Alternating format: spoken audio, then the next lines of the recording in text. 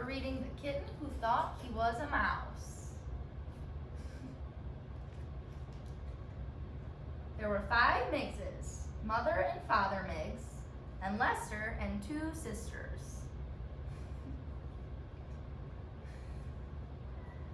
What do you think?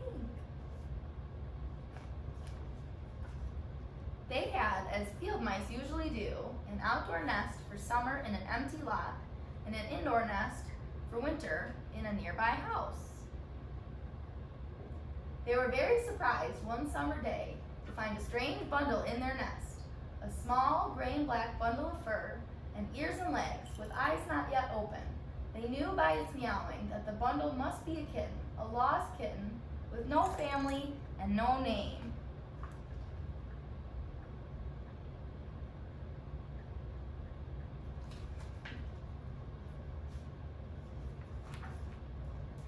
Poor kitty, said the sisters. Let him stay with us, said Lester. But a cat, said Mother Miggs. Why not, said Father Miggs.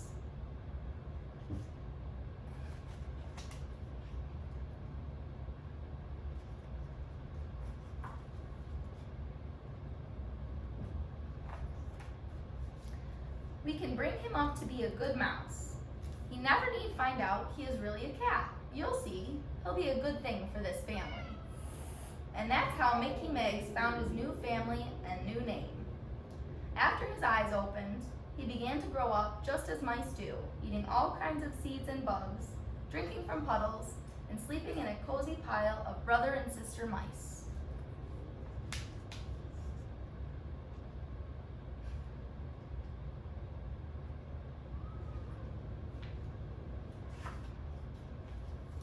Father Miggs showed him his first tomcat at a safe distance and warned him to keep away from all cats and dogs and people. Mickey saw his first mousetrap, the most dangerous thing of all, said Mother Miggs, when they moved to the indoor nest that fall.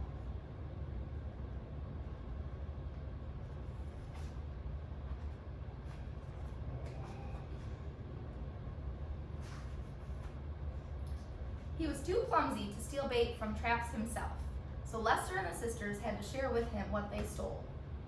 But Mickey was useful in feeling the household cat, Hazel. He practiced up on meowing, for usually, of course, he squeaked, and became clever at what he thought was imitating a cat.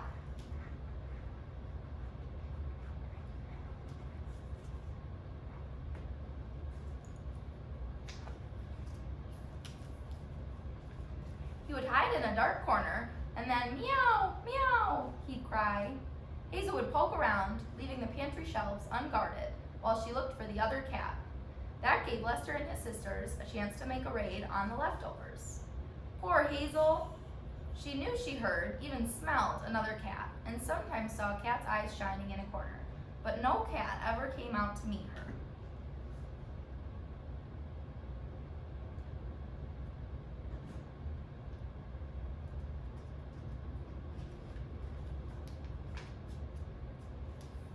How could she know that Mickey didn't know he was a cat at all, and that he feared Hazel as much as the mousiest mouse would? And so Mickey Miggs grew, becoming a better mouse all the time and enjoying his life. He loved cheese, bacon, and cake crumbs. He got especially good at smelling out potato skins and led the sister and Lester straight to them every time. A wholesome and uncat-like food, said Mother Miggs to Father Miggs approvingly. Mickey is doing well. And Father Miggs said to Mother Miggs, I told you so.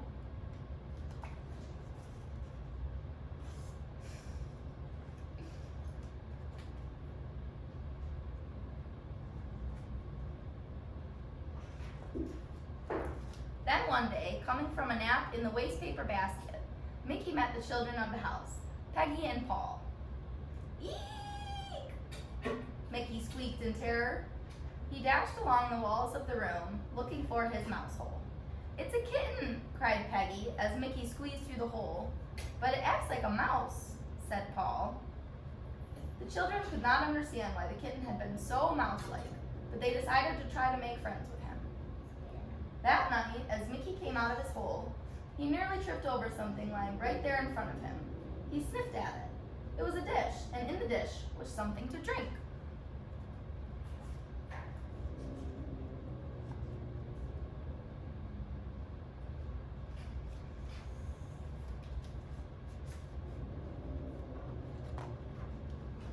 "What is it?" asked Mickey.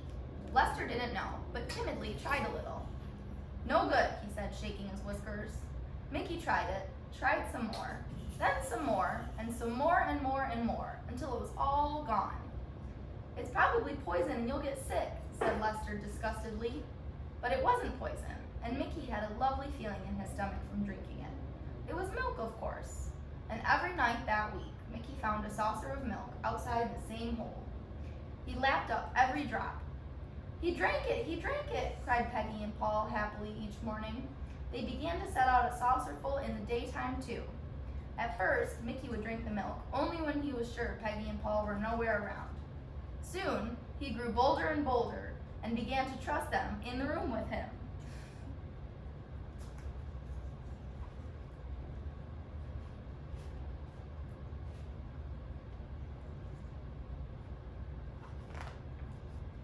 And soon he began to let them come nearer and nearer still. Then one day he found himself scooped up and held in Peggy's arms. He didn't feel scared, he felt fine. And he felt a queer noise rumble up his back and all through him. It was Mickey's first purr. Peggy and Paul took Mickey to a shiny glass on the wall and held him close in front of it. Mickey, who had never seen a mirror, saw a cat staring at him there. A cat in Paul's hands, where he thought he was. He began to cry, and his cry, instead of being a squeak, was a meowing wail.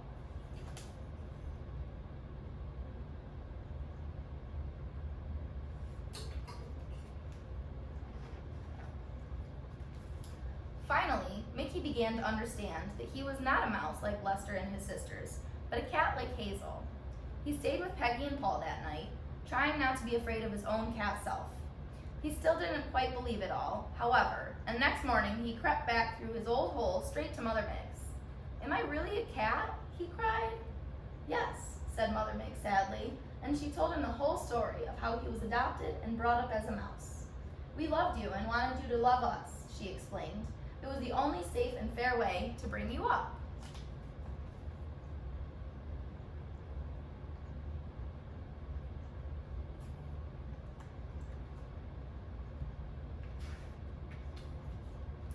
After talking with Mother Miggs, Mickey decided to be a cat in all ways.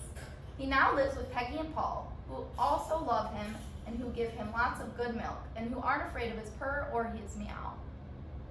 Mickey can't really forget his upbringing, however. He takes an old rubber mouse of Peggy's to bed with him. He often visits the Miggses in the indoor nest where he nibbles cheese tidbits and squeaks about old times. And of course, he sees to it that Hazel no longer prowls in the pantry at night.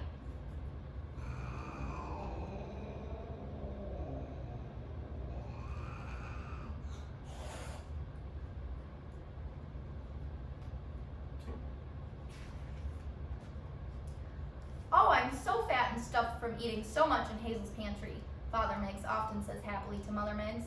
"I always said our Mickey would be a good thing for the family, and he is."